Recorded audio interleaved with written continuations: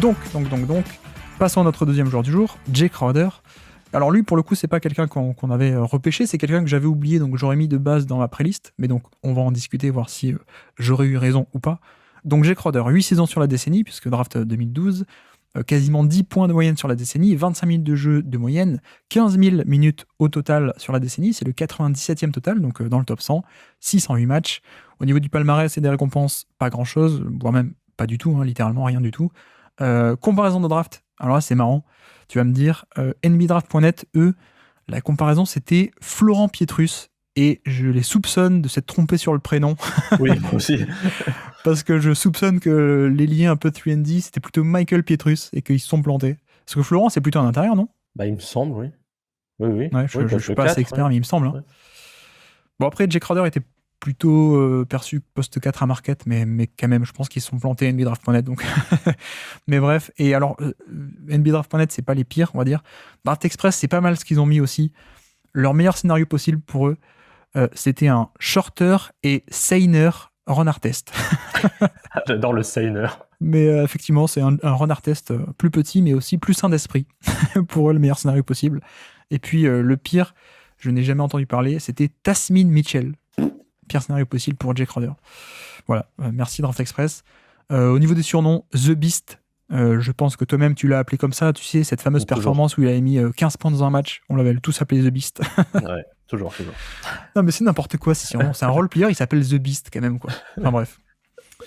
Donc son parcours rapidement, c'est le 34e pick de la draft 2012, donc est-ce que tu sais qui a été drafté juste après lui ? Dans l'âge comme ça... c'est Draymond Green, évidemment, 35e. Ah bah oui, bien sûr, 35e en 2012, bien sûr. Il est coincé entre Draymond Green et juste avant, c'était Bernard James. Tu te souviens de Bernard James ? Je me souviens de Bernard James, qui jouait à Dallas. Oui, exactement, tout à fait. Le fameux pivot qui était parti à l'armée, qui était drafté à 27 ans ou 28 ans. Absolument. Bref, donc drafté 2012, Jay Crowder. 2013, il fait 17 minutes de jeu par match, donc il est role-player dans cette équipe qui malheureusement est une équipe de Dallas qui ne fait pas les playoffs pour la première fois depuis très longtemps. 2014, ça fait les playoffs et lui il est dans la rotation, 78 matchs, 16 minutes par match à peine, donc pas non plus encore un rôle très grand. En playoffs, ça tombe contre les Spurs du Beautiful Game au premier tour, série en 7 matchs. 2015, il fait une vingtaine de matchs à Dallas avant d'être échangé en décembre contre Rondo, décembre 2014, donc saison 2015, et il finit l'année avec Boston, le Boston très surprenant de la deuxième partie de 2015, sous Brad Stevens, qui accrochera les playoffs. Lui, il fait du 25 minutes par match avec ce Boston-là, sur 57 matchs, quasiment 10 points de moyenne, et en playoffs, ça tombe contre Cleveland au premier tour, le Cleveland de LeBron, qui était revenu. 2016, première année de vrai titulaire pour Jay Crowder, 32 minutes par match, cette année-là, 14 points, et en playoffs, ça tombe contre Atlanta au premier tour, le match-up Boston-Atlanta 4-5, il me semble, de conférence. 2017, 32 minutes par match pour Jay Crowder, 14 points de moyenne. En playoff, ça va jusqu'en finale de conférence. Tu sais, 2017, c'est la fameuse année où Isaiah Thomas marche sur l'eau. Et donc, ils battent les Wizards au deuxième tour, la rivalité, et ça tombe contre les Cavs en finale de conférence. Et puis ensuite, été 2017, il y a l'échange dans lequel il est inclus, l'échange Isaiah Thomas contre Kyrie Irving. Et donc, lui, il va à Cleveland en compagnie de Isaiah Thomas. Et à Cleveland, ça se passe pas très bien. Alors lui, il fait toujours une cinquantaine de matchs avec ces Cavs-là, 25 minutes de jeu par match, mais ça marche pas très bien. Du coup, ils font tout péter à la trade deadline. Isaiah Thomas est échangé, Dwayne Wade est échangé, Derrick Rose n'est plus là. Et donc, Jay Crowder est échangé à Utah. Et à Utah, il finit l'année, il fait presque une trentaine de matchs à Utah avec le Jazz fin 2018. 28 minutes de jeu par match, titulaire, 12 points de moyenne avec ce Jazz-là. Et en playoff, ça tombe contre les Rockets au deuxième tour. 2019, toujours avec le Jazz, 27 minutes de jeu par match, 12 points. Et en playoff, ça tombe contre les Rockets encore une fois au premier tour, cette fois. Et puis ensuite, il y a l'échange à l'été 2019 de Mike Conley. Et lui, donc, fait le chemin inverse. Il va à Memphis. Et ça se passe pas très bien. Je crois qu'il a pas laissé un très bon souvenir à Memphis. Il fait quand même une quarantaine de matchs, 45 matchs à Memphis durant cette année 2020, cette saison 2020, avant d'être échangé à Miami, où malheureusement il y aura le Covid, donc saison interrompue. Mais ensuite, durant la bulle, on connaît ses exploits. Durant la bulle, il aidera le Heat à aller jusqu'en finale NBA avec Jimmy Butler et toute la clique. Et donc voilà pour la décennie de Jay Crowder. Donc c'est vrai que ça n'a jamais été transcendant, j'ai envie de dire, mais Crowder, c'était un peu le prototype du 3&D utile, à défaut d'être élite. Peut-être on peut le formuler comme ça. Oui, absolument. Et puis, c'est assez marrant parce que quand tu regardes un peu les stats de Jay Crowder, qu'elles soient les stats brutes ou les stats avancées, il y a absolument rien qui apparaît. C'est-à-dire qu'il y a aucun impact clair qui apparaît. Il est pas spécialement bon à 3 points. Il est pas, on voit pas un off défensif de dingue. Mais dès qu'il est dans une équipe, quasiment dès qu'il est dans une équipe, l'équipe fonctionne mieux. C'est vraiment le pur role player qui amène un peu de dureté aussi, parce que c'est un type qui hésite pas à aller un peu à la bagarre, c'est pour ça que ça marchait très bien, par exemple, au Heat, qui avait bien cette identité-là. Oui, il a cette dureté, cette polyvalence défensive où il peut monter un peu en poste, qui l'aide bien, quoi. Ouais, c'est ça, et qui fait que c'est un joueur un peu agaçant aussi pour les adversaires, parce que il est un peu dans la provoque aussi. C'est un peu le Patrick Beverley de l'aile, quoi. Des ailiers, ouais. C'est ce joueur qui est élite en rien, qui se débrouille à peu près partout et qui amène ce côté un peu leadership, qui est un peu intangible, hein, qui est difficile à vérifier dans les stats ou dans les impacts statistiques, mais qui est précieux. Alors ensuite, il faut pas trop lui en demander, mais le fait est que à chaque fois, il est autour des 30 minutes par match, quoi. Donc on parlait du temps de jeu de Bogut tout à l'heure et ce temps de jeu de role player. Là, 30 minutes, c'est quand même le temps de jeu d'un solide titulaire et Ouais. qui n'a pas été beaucoup blessé en plus. Non. Et moi, j'avoue que j'avais complètement oublié que il avait autant joué dans les premières saisons à Dallas. Pour moi, c'était vraiment un joueur qui était hors de la rotation, et en fait, je vois qu'il a joué quasiment tous les matchs. Alors, il jouait une quinzaine de minutes, mais malgré tout, dès ses saisons rookie et sophomore, quoi. Ça, Il j'avais sortait de Marquette, un peu vieux d'ailleurs à sa draft, je crois, et Marquette, c'est un peu la fabrique à 3&D, tu sais, c'est les Wesley Matthews, les Jimmy Butler, les Jay Crowder, justement. Oui, il est sorti un peu ready, quoi, un peu NBA ready, alors pas de la folie. Mais effectivement, alors, le problème pour moi, c'est que finalement, de vrais gros temps de jeu, on n'a qu'une demi-décennie, justement. Parce qu'après, draft 2012, donc on a 2 saisons qui passent à la trappe. Et après, 13, 14, 15, on va dire que, comme tu dis, il a une présence, mais c'est du 15-20 minutes par match, pas plus. C'est une place dans la rotation de 7e, 8e homme, on va dire. Et c'est bien en soi, mais bon, effectivement, pour les standards de la centaine, on est plutôt sur des saisons à 30-35 minutes de jeu par match.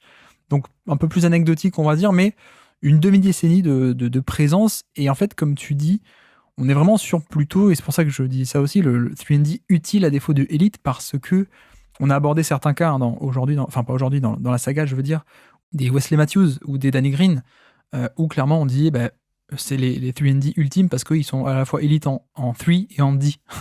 À la fois des super shooters d'élite et à la fois des super défenseurs d'élite. Avec Jay Crowder, c'est pas le cas. C'est pas le cas du tout. Et en fait, lui, sa valeur, c'est presque une valeur structurelle, j'ai envie de dire, dans le sens où il est élite dans aucun des deux domaines.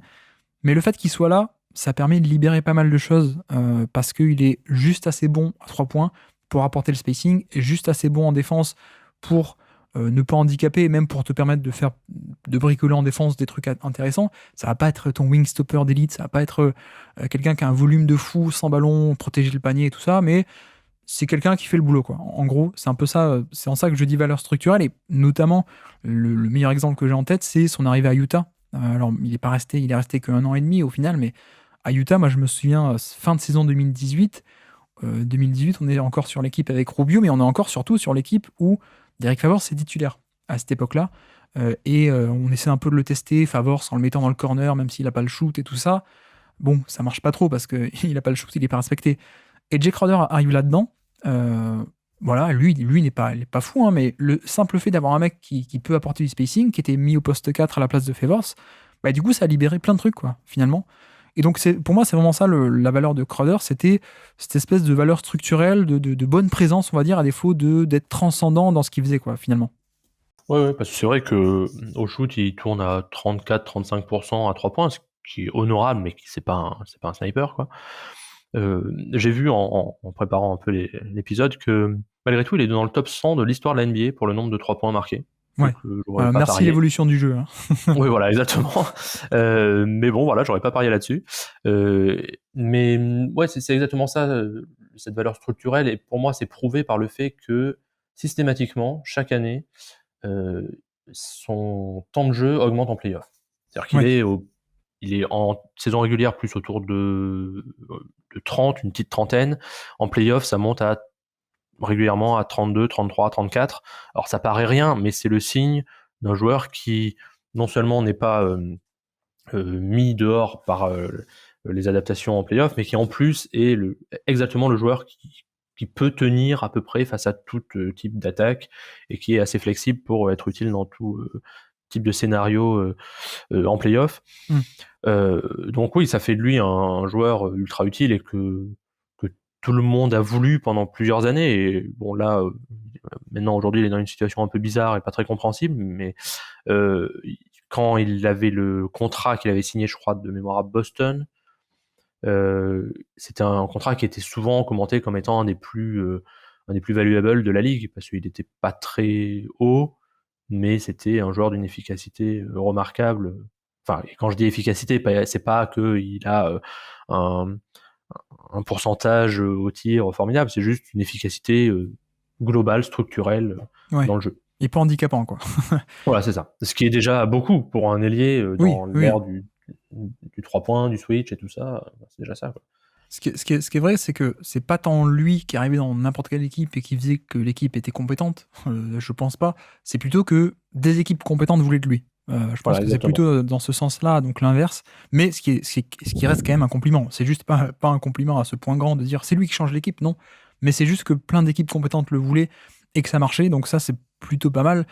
Peut-être la petite déception, c'est au niveau du shoot, parce qu'il fait une année à 40%, je me souviens, en 2016 ou 17, il me semble, 17. Ouais, 17, je Donc crois. on s'était dit, oh waouh, ah ouais, là, ce Crowder-là, c'est très intéressant. Et en fait, non, ça n'avait pas duré. On est retourné sur une carrière à du 34-35%. Donc voilà, c'est globalement, en attaque, il n'y avait pas grand-chose d'intéressant, quoi. C'était vraiment le spacing à cette époque, parfois un peu une action en sortie de dribble, un peu de jeu en transition. Malgré tout, tu vois, l'efficacité globale, on est quasiment tout le temps en dessous de la moyenne de NBA. C'est un peu dommage, mais voilà. En attaque, il faisait le job. En défense, c'était bon sur de défense on-ball, un peu en défense off-ball, mais c'est pas non plus, comme je disais, très loin de l'impact d'un Robert Covington, hein, par exemple, ou ce genre Mhm. de profil. Bah, tu vois, d'ailleurs, je suis pas sûr qu'il était si loin de ça que de l'impact d'un Alfaro Camino, d'ailleurs, Oui, au oui. passage. Mais bref, donc utile à défaut d'élite. Je pense qu'on peut le résumer comme ça. Oui, et puis Euh, ce qui est utile aussi pour un joueur, c'est de pas faire du dépassement de fonction. C'est-à-dire il a jamais réclamé quoi que ce soit. On le voit jamais partir en dribble ou prendre des shoots à mi-distance complètement contestés. Il fait ce qu'il a à faire et puis voilà. tu penses à Lou Dort là, de OKC. Oui. On sait pas lui, mais effectivement, ça marche. Ça marche. Bref, donc on a cité Lou Dort dans la centaine. Au niveau des stats, effectivement, ça se recoupe un peu avec ce qu'on dit, hein. C'est toujours globalement pas fou, mais pas négatif, quoi, autour de la valeur neutre, tous les on-off, les basketball index et tous les trucs comme ça. Minutage de playoff, 2000 minutes, donc dans le 41e de la décennie. Plutôt pas mal, hein, et encore une fois, ça recoupe avec le fait d'avoir toujours été dans des équipes compétentes qui faisaient des parcours de playoff, mais bref. Et du coup, dans le classement, où est-ce qu'on le projette? Je suppose vers la fin. Oui, oui, vers la fin. Là, il y a un trio d'ailiers, là, Chandler Parsons, Harrison Barnes, Sean Marion, et puis même Ouais. Tobias Harris, dans ce coin-là. Mais Alors j'avoue que moi, j'avais en fourchette très très haute, en tout cas en truc à pas dépasser, le groupe un peu Trevor Ariza, PJ Tucker. ouais. Mhm. Parce que déjà parce qu'il y a beaucoup plus de longévité et qu'en plus je pense qu'ils ont été meilleurs dans ce qu'ils faisaient. Donc ça c'était un peu le truc à pas dépasser. Et après je pense quand même que j'étais au-dessus de Sean Marion, qui a pas beaucoup de saisons et qui en attaque était plus pénalisant je pense que Crowder. Mais en même temps on en avait parlé aussi, hein, avec Nico de Sean Marion. Il y a ce truc où Sean Marion avait aussi de la valeur parce qu'en début de décennie il y avait beaucoup moins de switch et tout ça, et que donc le côté 1 contre 1 était plus important et donc lui était bon là-dedans. Mais ouais, non, ça me va de le mettre là, zone Harrison Barnes. Est-ce qu'on le mettrait pas au-dessus d'Harrison Barnes, qui, à part 3 saisons aux Warriors, a beaucoup de saisons un peu de scoring dans le vide après, à Dallas et ailleurs. Si, ça Ou alors on peut le me mettre gêne pas. entre les deux. Mais il me semble quand même Non, que non. la version de Barnes des Warriors était plus intéressante que n'importe quelle version de Crowder, ou alors j'exagère, je ne sais pas. Bah, là, ce que je trouve un peu compliqué, c'est que Barnes sait faire plus de choses offensivement.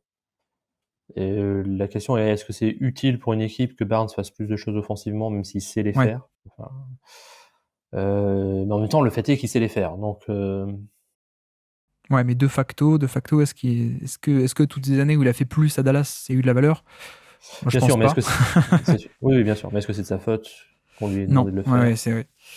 Non, mais ça me va. Je pense que si on hésite, c'est qu'on est au bon endroit, a priori. Oui.